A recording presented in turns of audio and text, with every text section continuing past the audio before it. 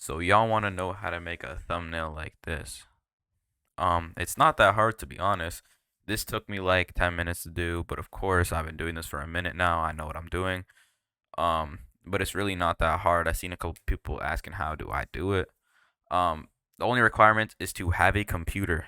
If you have Photoshop, this will make it 10 times easier, but you can use a thumbnail maker on your browser that's called Photopea, and it's basically just like Photoshop, but it's a little bit dumbed down. But most of the stuff I'm doing on Photoshop that you will see, you can do on Photopea.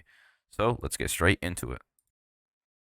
So your first thing that you're gonna want to do is load up the actual game and go into your MyCore, or if you play the game a lot and you know a place where the background behind your player is one solid color, then that will make your life 10 times easier, and I'm gonna show y'all why. So if you know a spot, then go there.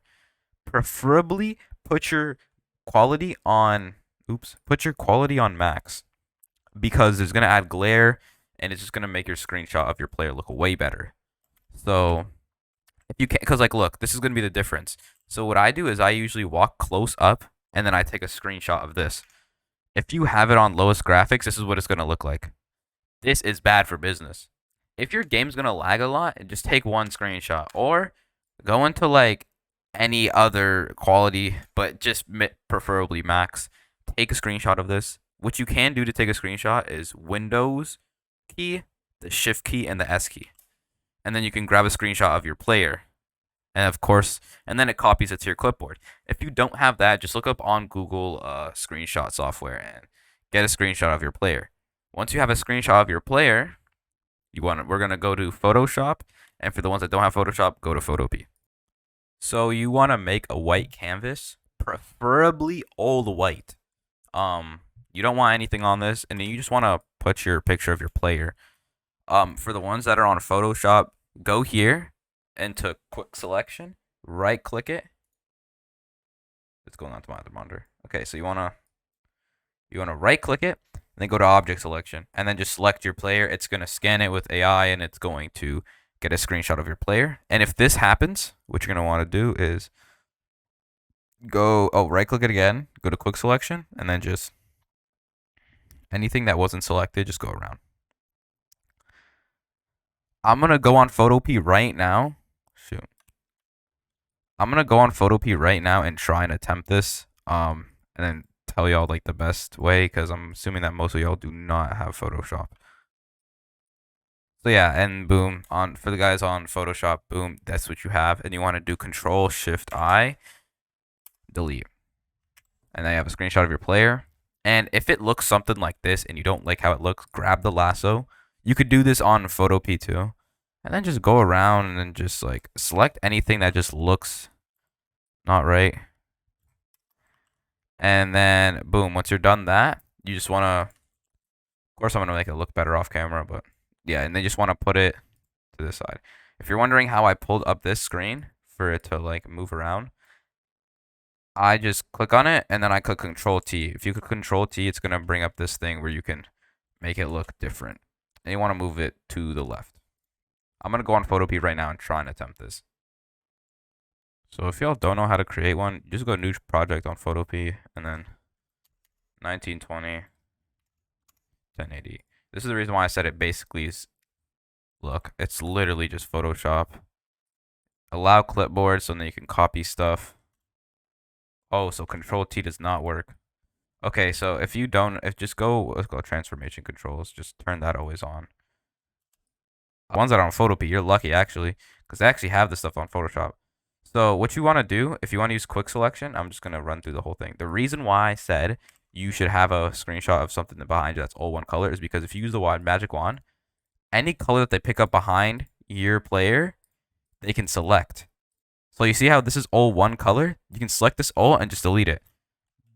That's why I said if you can get like a green screen behind your player. But if you know a spot in the map where you can get a screenshot like that, do that. Go here, go to the quick selection, and then just get all the areas that you left out. The one thing is that if like your your things are going, if your selection is going too far out, like how it's doing here, what you're just gonna want to do is hold down the Alt key, and then just it's gonna delete everything. So once you have your selection, boom, you're done. If you want to do it like the best way possible, but you can just use this, and then just go around. This is more precise than anything, but honestly, I just like doing the fastest way possible, which is just doing the method that I just showed you guys. And then once you go around, so say for example, I went around, boom, and then you want to go back to your endpoint, right click it, make selection, okay, and then you can just select everything out of that. But that's the best way. Just use the pen if you're on Photopea. I wouldn't recommend to use any of these if you're not on Photoshop. I'm going to go back to Photoshop now because this is taking too long. We're already 7 minutes in. So once you have your selection on the left side of the screen, you can make it on the left or right, it doesn't matter. You want to double click the layer. It's going to pull up a window. Go to drop shadow. And these are my settings for my drop shadow. You can make it different, like depending on what you want it to be like. But yeah, I just have it something like this. Click OK, and now you have a drop shadow. And now what you're going to want to do is add some text. So to add text, just go to the text button, boom, left click. What the heck just happened? Okay. Just want to make it, my keyboard just unplugged, kidding me. Okay, you just want to make it thumbnail. Or whatever text you're going to want to use. If you don't know what font you're using, double click it. Go here to the drop down and pick whatever font. I use this font. You should download it. It's the main font that I use. And now what you can just do is double click this. And this is going to be the tedious part. But you can save these. So I have a bunch of them saved. So if you double click it and you go to styles, you can save your style. So I have a new style here. This is my main style. This is one of my main styles. And then they just save and they'll just keep on saving. This is the one that you'll see most of the time. So if I click on it, this is what it looks like. I can go through all of these, but this is the most hard part. I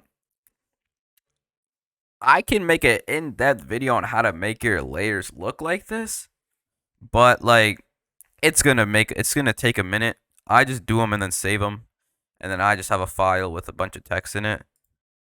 And then these are just the settings that I use. If y'all want a full like file with all the layer styles in it, I can do that. But this is just gonna tell y'all the basics. Like this is what y'all gonna have to do. So once you have your layer, I'm gonna just move it right here because I'm gonna make this just like the thumbnail that was in the beginning of the video. Boom. I'm gonna Control C, Control V, make another layer and put it on top of it. Just like so.